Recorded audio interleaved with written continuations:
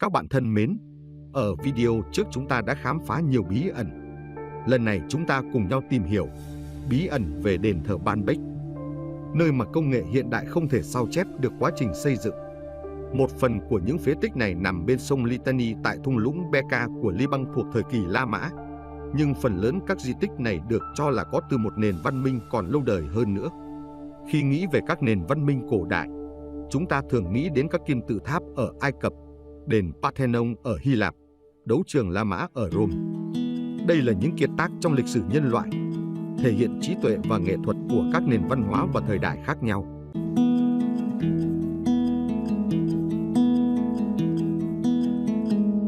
Tuy nhiên, có một địa điểm bí ẩn có thể phá vỡ sự hiểu biết của chúng ta về nền văn minh nhân loại. Địa điểm này cũng là bằng chứng về sự tồn tại của một thế hệ văn minh trước đó. Đền thờ mặt trời tại Baalbek còn được gọi là đền thờ sao mộc lớn nhất ở Rome. Tuy nhiên, hầu hết mọi người gọi nó là đền thờ Baalbek. Hiện nay người ta thường cho rằng đây là một địa điểm của La Mã cổ đại. Nhưng trên thực tế, nó có thể là sản phẩm dung hợp giữa Phoenicia và La Mã. Nó cũng được giới khảo cổ học gọi là di tích nền văn minh cuối cùng, bởi vì có những hiện vật nhân tạo không thể giải thích được ở đây.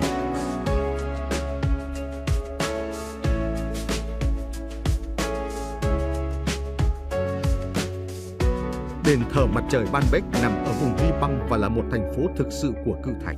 Quy mô của cự thạch ở đây lớn hơn nhiều so với các kim tự tháp của Ai Cập cổ đại.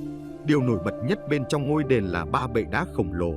Trên những bệ đá này có nhiều cột đá, tượng đá, bậc đá, cổng đá với nhiều kích cỡ và hình dạng khác nhau. Tất cả đều chứa đựng trí tuệ và sự khéo léo của người xưa. Tuy nhiên, điều thực sự gây ấn tượng là 3 nền tảng của đền thờ Baalbek. 3 tảng đá này có chiều dài 21 m, cao 4 m, rộng 3 m, được cắt thủ công thành hình chữ nhật và đặt dưới đáy chặt đến mức mũi kim cũng không thể luồn vào. Điểm mấu chốt là 3 tảng đá này đều cao cách mặt đất 4 m. Tảng nặng nhất nặng hơn 1.400 tấn, tảng nhỏ nhất cũng nặng khoảng 1.200 tấn. Các dải đá dưới tảng đá cũng nặng 350 tấn mỗi dải. Đứng trước những tảng đá này, con người dường như nhỏ bé vô cùng.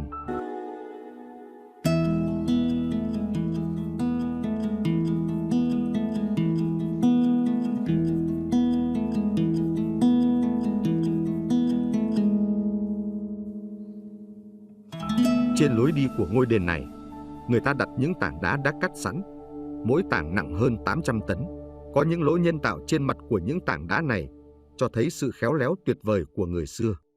Bên ngoài ngôi đền có một tảng đá nằm không, có chiều dài 19,6 m, cao 6 m, rộng 5,5 m, nặng khoảng 1.650 tấn. Tảng đá bị chôn vùi một phần trong đất. Trên bề mặt có một số dấu vết của việc cắt và khoan. Mục đích của tảng đá này luôn là một bí ẩn.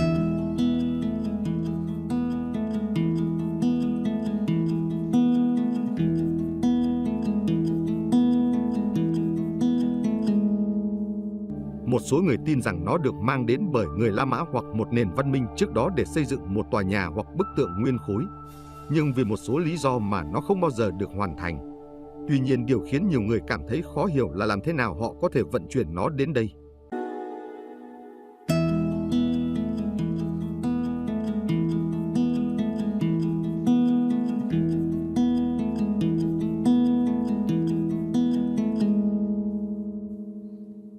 Điều khiến các nhà khoa học đau đầu là làm sao người xưa có thể vận chuyển những tảng đá nguyên khối lớn như vậy tới vị trí xây dựng chính xác của ngôi đền.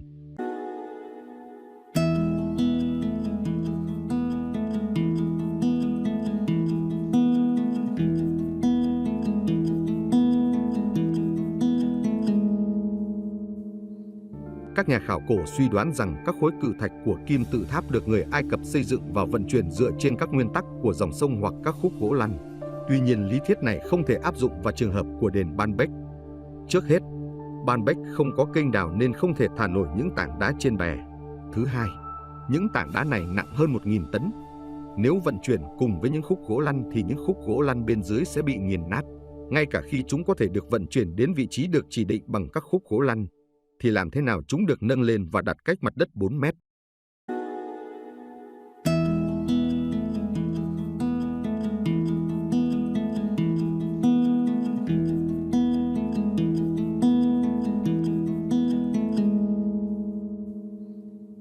Bởi vì vận chuyển và nâng hạ các khối cự thạch là những kỹ thuật hoàn toàn không giống nhau. Một số người cho rằng người cổ đại có thể đã sử dụng những máy móc đơn giản như đòn bẩy, dòng dọc và dây thừng để thực hiện kỳ công này. Tuy nhiên, nguyên lý hoạt động và hiệu quả của những cỗ máy này còn hạn chế, cần rất nhiều nhân lực và thời gian để kéo và nâng những tảng đá này. Hơn nữa, chất liệu của những chiếc máy này cũng cần đủ độ bền và chắc chắn, nếu không rất dễ bị gãy, hỏng. Một số học giả đã tiến hành các thí nghiệm, trong đó họ dựng một tảng đá nặng 1 tấn bằng các khúc gỗ và nhận thấy rằng 16 người phải mất 22 giờ để di chuyển từ 500 đến 700 mét. Nếu tính theo tỷ lệ này, để di chuyển một tảng đá nặng 1.000 tấn sẽ cần tới 16.000 người và 22.000 giờ. Điều này rõ ràng là không thực tế.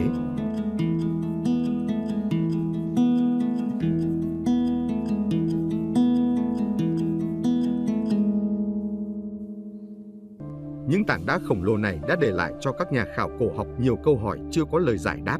Với kỹ thuật ngày nay, phải cần 24 cần cầu hạng nặng mới có thể chỉ nhấc nó lên được. Nhưng di chuyển nó là điều không tưởng. Nếu bộ ba cự thạch đáng kinh ngạc không làm bạn kinh ngạc, thì bên dưới đền thờ Baalbek ẩn giấu một số cấu trúc cổ xưa và bí ẩn hơn. Những tòa nhà này có thể là dấu vết của người Phoenicia hoặc một nền văn minh sớm hơn.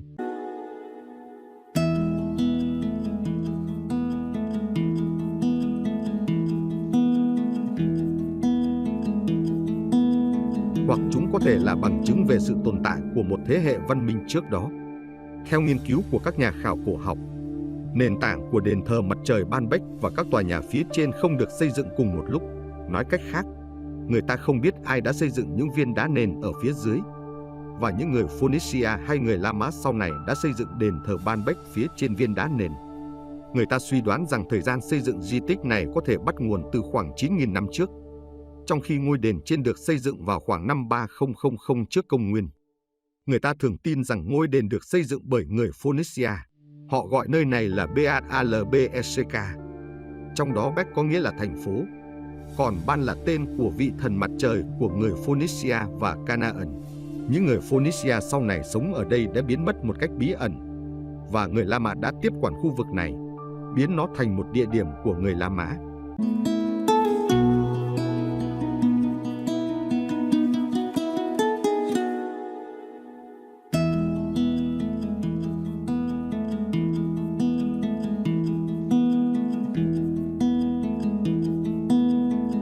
Quá trình xây dựng đền thờ Baalbek luôn là một bí ẩn.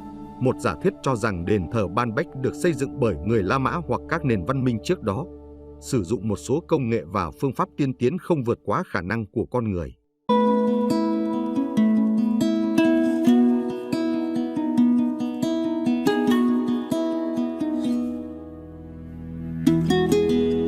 Theo thuyết này, đền thờ Baalbek ban đầu là trung tâm tế lễ của người Phoenicia để thờ thần mặt trời và nữ thần mặt trăng Astarte.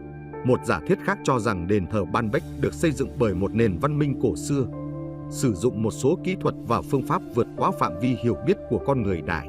Lập luận này cho rằng đền thờ Baalbek có sớm hơn thời Phoenicia hoặc La Mã, và có thể đã được xây dựng bởi người ngoài hành tinh hoặc các siêu văn minh cổ đại để phục vụ như một trạm năng lượng hoặc trạm liên lạc. Nhiều người còn tin rằng đền thờ Baalbek không chỉ là một ngôi đền bình thường mà nó còn là một đài quan sát thiên văn. Những tảng đá ở đây không được đặt một cách ngẫu nhiên mà được sắp xếp theo những quy tắc và phương hướng nhất định. Những tảng đá này có thể được sử dụng để quan sát chuyển động của mặt trời, mặt trăng, các ngôi sao và các hành tinh, thậm chí có thể dự đoán sự xuất hiện của nhật thực, nguyệt thực và sao chổi. Hai nhận định này có cơ sở và tính hợp lý nhất định, nhưng cũng có những sai sót và tranh cãi nhất định.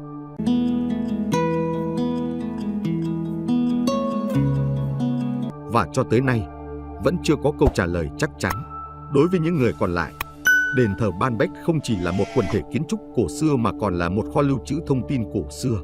Nó không chỉ ghi lại lịch sử và văn hóa của các nền văn minh cổ đại, mà còn truyền đạt tín ngưỡng và trí tuệ của các nền văn minh cổ đại. Nó cho phép chúng ta có nhiều suy nghĩ và trí tưởng tượng hơn về nguồn gốc của nền văn minh nhân loại.